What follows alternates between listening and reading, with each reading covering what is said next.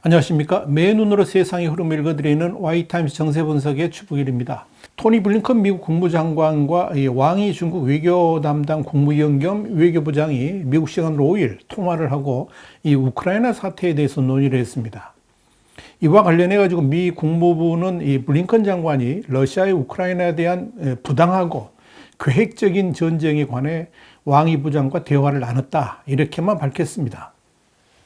이 블링컨 장관은 이날 통화에서 어느 나라가 이 자유와 자결권, 주권의 기본적 원칙을 옹호하는지에 대해 세계가 주시하고 있다라고 말을 했습니다. 그러면서 블링컨 장관은 세계는 러시아의 침략을 거부하고 이에 대응하는 데 있어 합심해서 행동하고 있으며 이 러시아가 분명히 큰 대가를 치를 것이다, 이렇게 강조를 했습니다. 이에 대해 중국의 왕이 부장은 나토의 연속적인 동진이 이 러시아 안보 환경에 조성한 영향을 중시한다 그러면서 이 러시아 입장에 대한 연대의식을 재확인했습니다. 이날 블링컨과 왕이의 전화통화 관련해서 홍콩의 사우스차이나 모닝포스트는 6일 이런 보도를 했습니다. 대러시아 제재에 동참하라는 미국의 요구에 중국이 계속 거부를 하고 있는 것에 대해 블링컨 장관은 중국을 압박했다 그랬습니다. 그러면서 모스크바를 비난하기를 거부하고 있는 중국이 거센 도전을 받고 있다라고 전했습니다. 사우스차이나 모닝포스트는 그러면서 이번 양자 통화가 누구의 요청이 이루어졌는지는 알 수 없지만 미국의 바이든 행정부는 러시아의 군사행동을 멈추도록 하는데 중국이 적극적으로 관여해야 된다는 사실을 강조했다, 이렇게 보도를 한 겁니다. 이런 사우스차이나 모닝포스트의 보도는 중국이 러시아의 우크라이나 침공과 관련해 가지고 이 러시아에 대한 경제적, 외교적 지원 등을 차단하게 되면 이 러시아의 전쟁 중단에 상당한 영향을 미칠 수 있을 것이라고 보는 미국의 판단에 근거한 것입니다. 그렇기 때문에 만약 중국이 이 러시아를 설득해서 전쟁을 멈추도록 하지 못한다 그러면 중국 역시 심각한 결과를 직면할 수도 있을 것이다 하는 점에서 중국도 상당히 신중하게 받아들이고 있는 것으로 보입니다. 지금 미국이 주목하는 게 뭐냐면요, 러시아가 경제제재로 인해 가지고 심각한 상황으로 빠져들고 있는데 여기에 중국이 과연 러시아를 지원하는 카드를 꺼내 놓을 것인가, 이 문제입니다. 이 사우스차이나 모닝포스트는 지난 2일 러시아가 1,400억 달러, 한 169조 원 규모의 중국 채권을 보유하고 있는데 이런 주요 외국 자산이 러시아의 제재를 회피하는 수단으로 활용될 수도 있다, 이렇게 지적을 했습니다. 사우스차이나 모닝포스트는 이어서 이런 러시아의 채권 규모는 중국의 국내 채권 시장 중에서 외국인 지분의 4분의 1에 해당된다 그랬습니다. 그러면서 이 러시아가 디폴트 상황 억제라든지 또 다른 지급 의무를 이행하기 위해서 중국 채권을 활용하게 될지 주목된다라고 전했습니다. 사실 이 러시아 입장에서는 중국 채권, 위안화가 서방의 제재 속에서 접근할 수 있는 주요 외국 자산과 통화라는 점에서 이 러시아와 중국이 어떤 방식으로 이를 활용하게 될지 주목됩니다. 사우스차이나 모닝포스트는 이런 측면에서 이 러시아의 중국 위안화 채권은 국제금융거래 결제망, 그러니까 스위프트를 통하지 않고 양국 간 활용되고 있는 중국 러시아 간 금융거래 시스템인 국경 간 위안화 지급 시스템, 이걸 CIPS라고 합니다. 이 CIPS를 활용할 수 있다는 겁니다. 그러면서 이 중국과 러시아의 파트너십을 차단하려는 서방 세계의 압박에 맞서서 중국이 러시아에게 금융 생명줄을 제공해 줄 수도 있을 것이다, 이렇게 내다본 겁니다. 실제로 이 중국 중앙은행과 러시아은행 간에는 수십억 달러의 통화 스와프 협정도 맺고 있고요. 또 두 나라가 기업의 유동성 자금을 제공할 수 있도록 약속되어 있습니다. 이게 이제 사우스차이나 모닝포스트의 보도 내용입니다. 사우스차이나 모닝포스트는 지난 1일에도 비슷한 보도를 했는데 뭐냐면 러시아에 대한 서방 진영의 강력한 제재에 대해서 이 중국이 러시아에게 회피 수단을 제공할 가능성은 아직 낮아 보인다. 그러면서도 그럼에도 중국과 러시아 간의 무역은 서방 진영의 제재와 관계없이 진행될 가능성이 있고, 이런 무역과 관련된 결제가 스위프트가 아닌 CIPS를 통해서 진행될 수도 있다라고 내다본 겁니다. 사우스차이나 모닝포스트는 이에 대해서 사실 CIPS가 그동안에는 스위프트하고 연동되어 사용되어 왔기 때문에 이 스위프트를 거치지 않은 CIPS 운영은 시간이 다소 걸릴 수가 있고 비용도 상당히 들 수가 있지만 중국은 러시아와의 무역 거래를 지속할 것이기 때문에 이 앞으로 CIPS를 어떻게 활용하는지 주목해야 될 것이라고 전했습니다. 그래서 중국과 러시아 간에 현금이 아닌 금을 통한 거래도 할 수도 있다. 이런 전망도 나온다고 사우스차이나 모닝포스트는 분석을 한 겁니다. 그러면서 러시아는 지난 2012년 이란이 스위프트에서 퇴출된 이후에도 상당한 비용이 들긴 했지만 제3국의 금융기관을 이용해서 금융결제를 할 수 있었는데 러시아도 이를 참고할 가능성이 있다고 진단했습니다. 바로 이런 거래에 중국의 대형 은행이 아니라 중소규모의 은행들이 사용될 수도 있다 하는 겁니다. 특히 이 사우스차이나 모닝포스트는 중국은 러시아의 탄화수소라든지 곡물 그리고 원유를 포함한 다양한 상품들을 수입할 수밖에 없는 처지여서 이런 편법을 통한 중국과 러시아 간 금융거래가 일어날 수 있다 하는 이야기입니다. 그러면서 이렇게 되면 이 러시아의 중국 의존도는 커질 수밖에 없을 것이다 라고 내다봤습니다. 그러나 그런 방식의 중국 러시아 간 무역 거래는 자칫 중국 경제에 큰 위협이 될 수 있다는 진단도 나옵니다.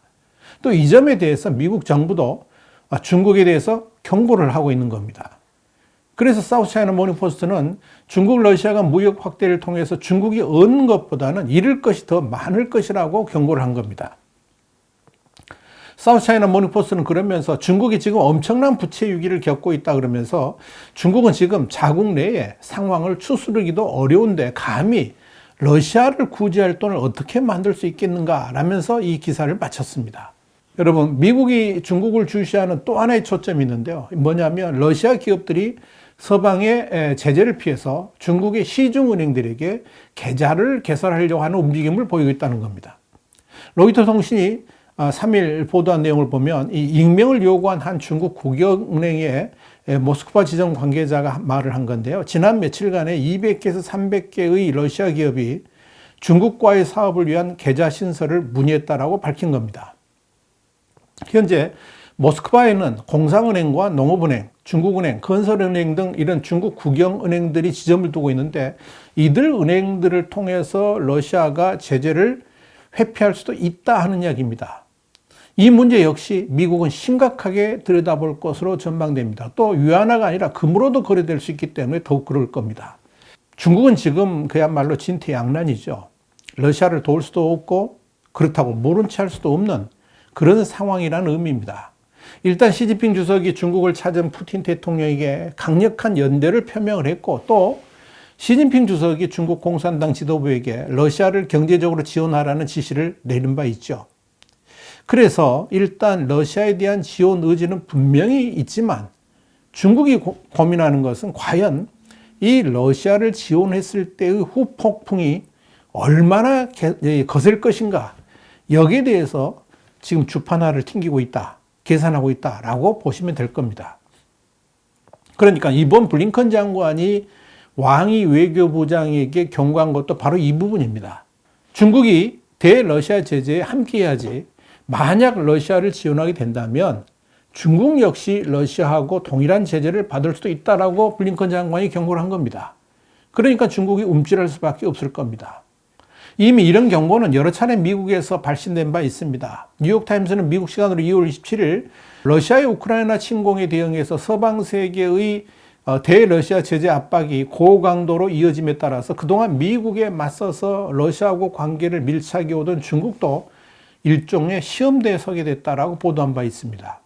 뉴욕타임스는 이어서 이번 사태로 인해서 중국과 러시아 관계의 밀착 기조가 오히려 뒤집히거나 혹은 세계 질서를 새로 짤 양국 간 동맹 구축으로까지 나아가거나 이런 갈림길에 선 시점이다라고 지적을 한 겁니다.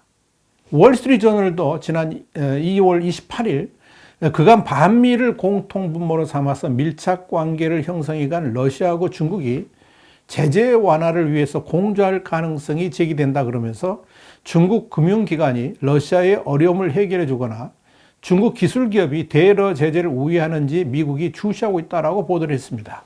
특히 시진핑과 푸틴이 브로맨스를 자랑하지만 이것이 자칫 푸틴에게 향하는 비난의 화살을 시진핑도 같이 맞는 계기가 될 수 있다는 점에서 중국을 고민스럽게 만들고 있는 겁니다.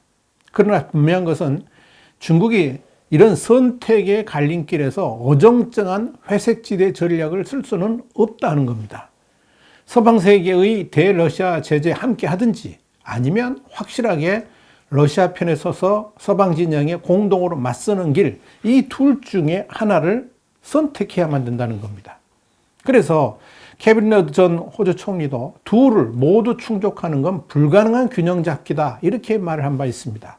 또 중국을 연구한 전직 미 중앙정보, 그러니까 CIA 요원이었던 존 컬버는 우크라이나 사태가 진정한 리트머스 테스트가 될 것이라 그러면서 중국이 제재를 위반하거나 자국도 제재에 직면하면서까지 정말 러시아를 지원하고 경제적 지원을 할지 이제 보여줄 수밖에 없는 시점이 됐다라고 밝힌 겁니다. 현재 중국은 러시아의 공격을 막기 위해서 영향력을 행사해달라는 미국의 요청을 거절했을 뿐만 아니라 오히려 이런 내용을 러시아하고 공유를 하면서 미국이 분열을 시도하고 있다라고 비판한 바 있습니다. 자, 그러면서도 러시아에 대한 본격적인 지원 의사 역시 밝히지 않고 있습니다. 이것이 지금 중국이 처하고 있는 현실을, 상황을 단적으로 설명을 해줍니다. 특히 올 가을에 당대회를 통해서 3년임으로 나아가려는 시진핑 입장에서는 이 러시아 문제에 대해서 어떻게 대응하느냐에 따라서 자신의 미래에도 직접적 영향을 미칠 수 있다는 점에서 고민은 더욱 깊어져만 가고 있는 겁니다. 중국은 일단 3일 중국이 주도하는 아시아 인프라 투자은행, 그러니까 AIIB하고 신개발은행 NDB라고 그러죠. 이 NDB에서 러시아에 대한 모든 지원을 보류하도록 결정했습니다. 이는 이 기관들이 중국만 관여된 것이 아니라 다른 여러 나라들도 가입되어 있기 때문에 그런 조치를 취한 것이 아닌가 이렇게 보입니다. 이러한 중국의 결정이 진짜 러시아하고의 거리두기를 하려고 그러는 것인지 판단하기는 아직은 이르다, 이렇게 볼 수가 있을 겁니다. 계속 우리 와이타임스가 주시하고 있겠습니다. 와이타임스 정세 분석이었습니다. 다음 시간에 다시 뵙겠습니다. 감사합니다.